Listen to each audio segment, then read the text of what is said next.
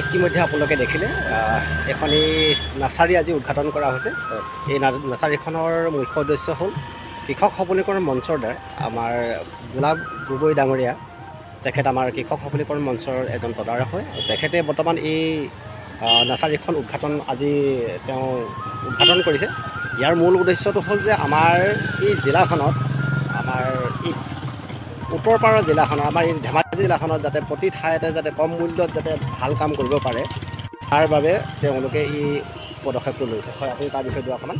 হয়, আজি আমাৰ ধেমাজিত আমাৰ এজন বিশিষ্ট সমাজসেৱক গোলাপ গগৈ ডাঙৰীয়া গৃহত আজি এই নাৰ্চাৰী গছপুলি নাৰ্চাৰী উদ্বোধন কৰিছে। ইতিমধ্যে উদ্বোধন হৈ গৈছে। গতিকে এইটো বৰ কৃষক সবলীকৰণৰ এটা ভাল পদক্ষেপ। আমি ধেমাজি জিলাতে নহয়, আমি একেবাৰে সদূৰ চিমেণ্ট চাপৰিলৈকে আমি গোগামুখৰ পৰা চিমেণ্ট চাপৰিলৈকে আমি এই যাত্ৰা আমি ৰাখিছোঁ আৰু আজি তাৰে প্ৰথম প্ৰথম মানে ক'বলৈ গ'লে দ্বিতীয় পদক্ষেপ হ'ব নেকি? আমি আমাৰ প্ৰথম পদক্ষেপ আছিলে আমাৰ চিমেণ্ট চাপৰি, মোৰ নিজৰ গৃহতে আছিলে।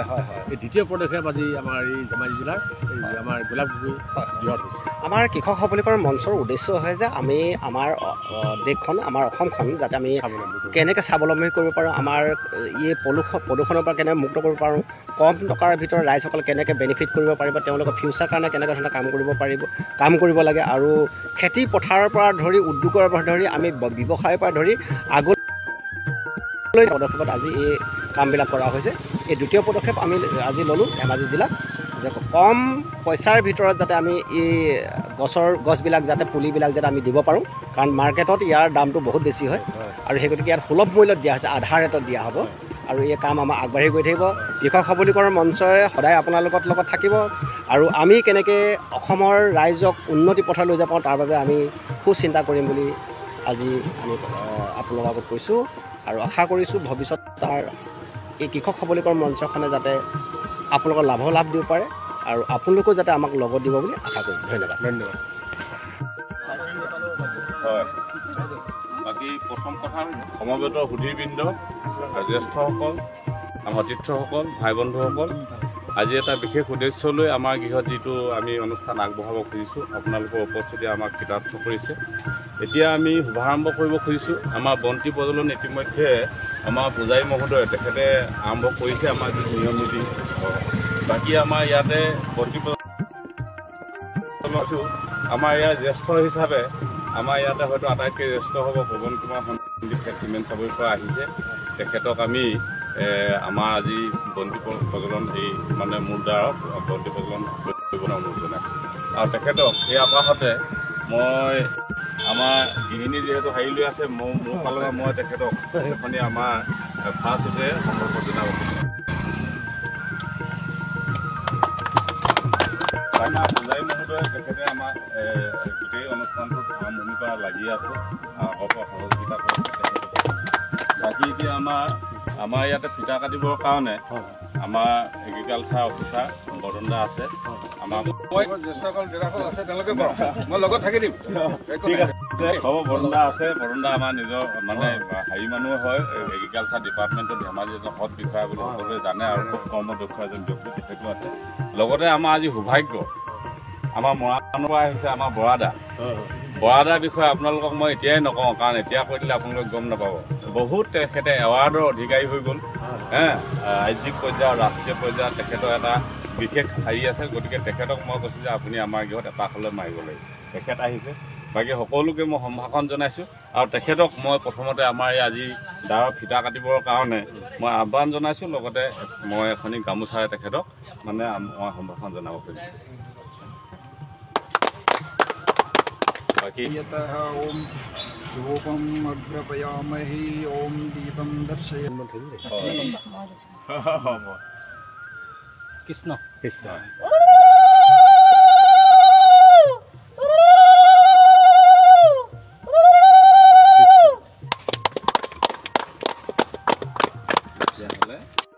এই গছপুলিবিলাক মানে মেৰামতি আপুনি কৰে নহয় জানো?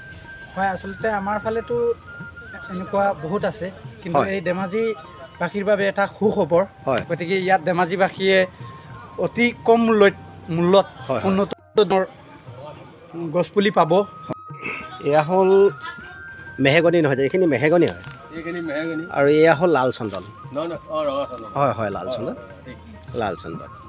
এয়া লাল চন্দনৰ পাতটো আপোনালোকে দেখিছে এনেকুৱা ধৰণৰ হয়। গছজোপা প্ৰায় নমৰে, লগাইছোঁ। হয়, ময়ো লগাই। হয়, পোখা মেলে। পাছত কি কি পুলি আছে?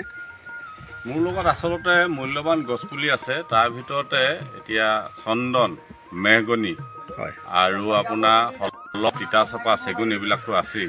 হয়। তাৰ উপৰি আপোনাৰ 3S প্লানৰ ফ্ৰুইটছবিলাক আছে।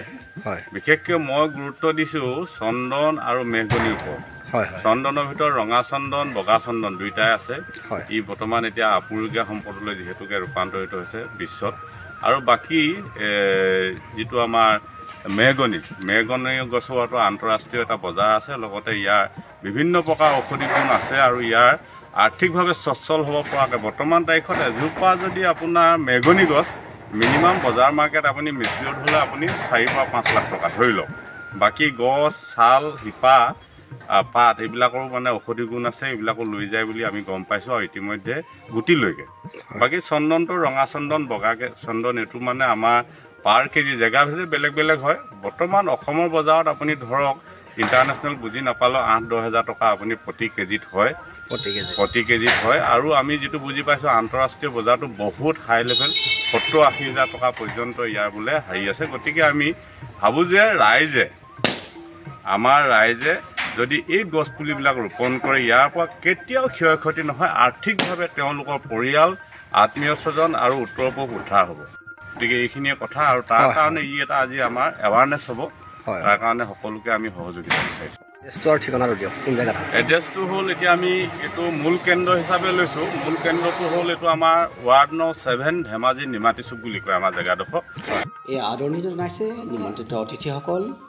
এয়া হ'ল জিলা কৃষি বিষয়া শ্ৰীযুত বদন লাহন ছাৰ, লগতে জিলা পৰিষদৰ CO এয়া হ'ল বিতুপন নেওগদেৱ তথা সন্মানীয় BDO পলাশ ৰঞ্জন হাজৰিকা।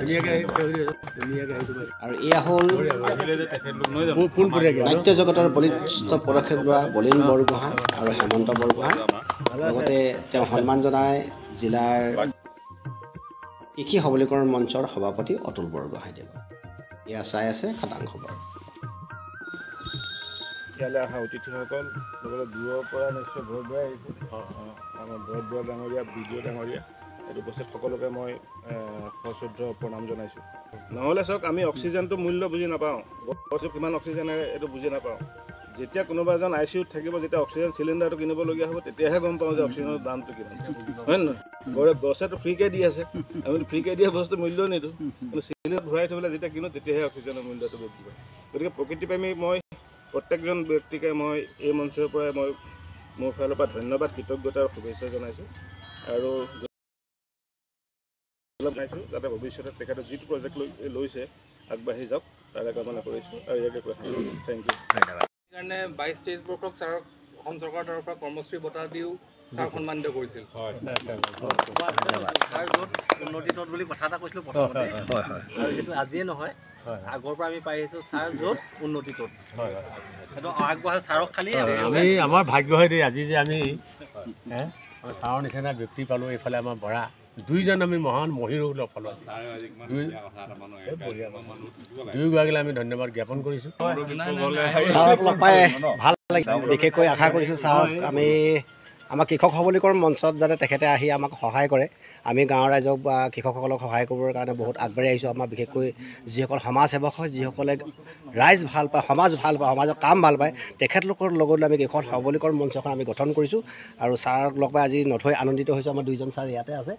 আৰু ভৱিষ্যত আশা কৰিছোঁ যে ৰাইজৰ উন্নতি, আমাৰ উন্নতি, দেশৰ উন্নতি। আৰু এই প্ৰজেক্টটো আজি যিজনে ল'লে, আমাৰ গোলাপ গগৈ ডাঙৰীয়াই কি বুলি কয় চন্দন গছৰ ল'লে, এই কথাটো আমি সকলোতে প্ৰচাৰ কৰি আছোঁ।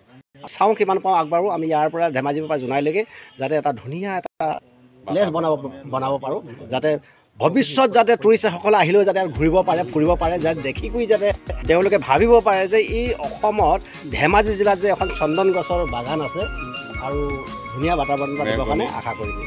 সেই গছপুলিক লৈ সপোন